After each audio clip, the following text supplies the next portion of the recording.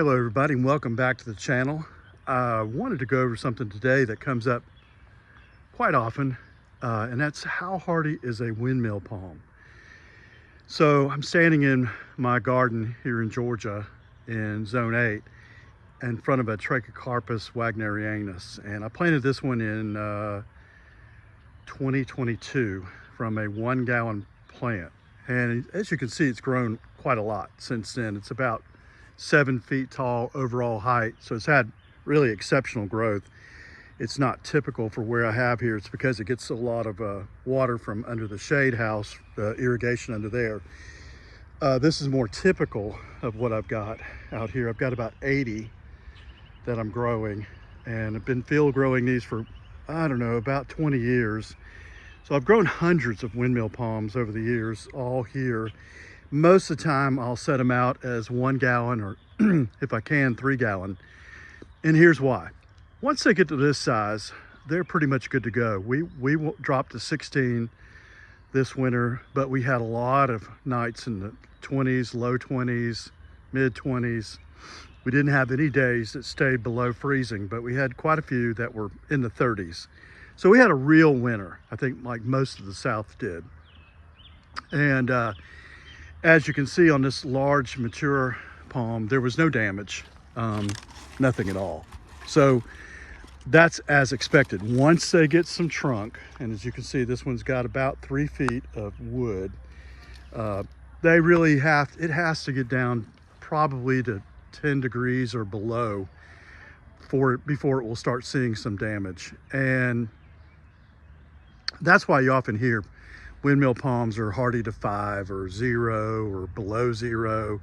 And there's a couple qualifiers to that statement. Yes, they probably are hardy to that temperature once they're mature, but that's once in a long time, and that's of a fairly short duration. And one more thing, they're not going to look good after that. You know, we had a zone 8 winter. Windmill palms, I would say, are zone 8 palms. So I would expect a mature windmill palm to weather the kind of winter we had with no problem. But let me show you, once they get to this size, and you can see this one's got about 1 foot of trunk, they typically don't get damaged by anything that we experienced this past winter. This one looks pretty good to go. But a smaller one, as you can see here, this one, the spear completely pulled. As you can see, it's growing back. A lot of people pour hydrogen peroxide or copper, you know, fungicide, whatever. I rarely do. They usually grow right out of it. I do get some losses occasionally, but very rarely. And here's another one that's starting to get some trunk on it, but you can see it's got a little bit of spear damage right there. It'll quickly grow out of that. So that's pretty typical. So the question then becomes again, how hardy is a windmill palm?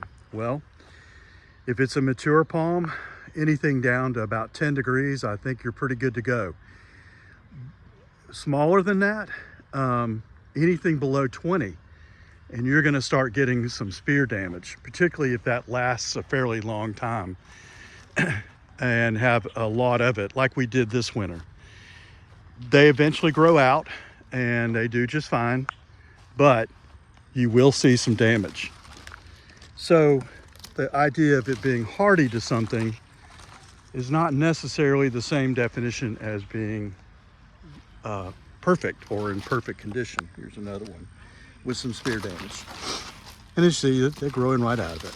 So I'm not worried about it. They'll quickly recover. Windmill palms grow relatively fast, but it's something to keep in mind.